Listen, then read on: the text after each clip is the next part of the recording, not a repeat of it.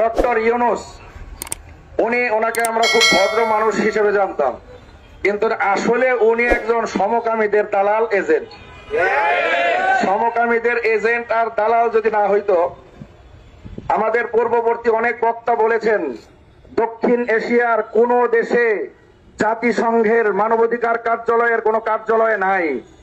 এখন ডক্টর ইউনূসের কি এমন ব্যথা শুরু হইল যে বাংলাদেশে সমকামীদের যারা নাকি প্রমোট করে তাদেরকে এনে অফিস স্থাপন করতে হবে। এই কোন ব্যথার কারণে? যদি কোনো ব্যথার কারণে হয়ে থাকে তাহলে তো অসুবিধা নাই, আমাদের দেশে অনেক ডাক্তারখানা আছে, ডক্টর ইউনূসকে ডাক্তারখানায় প্রেরণ করলে ভালো হয়ে যাবে। আর যদি কোনো ব্যথা ছাড়া উনি এই কাজ করতে চায় তাহলে বোঝা গেল পশ্চিমাদের সমকামিতার এজেন্ট বাস্তবায়ন করার জন্য তাদের কাছ থেকে টাকা খেয়ে তাদেরকে প্রমোট করবার জন্য তিনি আদালত খেয়ে নেমেছেন। এই ডক্টর ইউনূস সমকামীদের দালাল। বাংলাদেশের মস্তকে টাকা তো দূরের কথা, বাংলাদেশে রাখা যাবে না।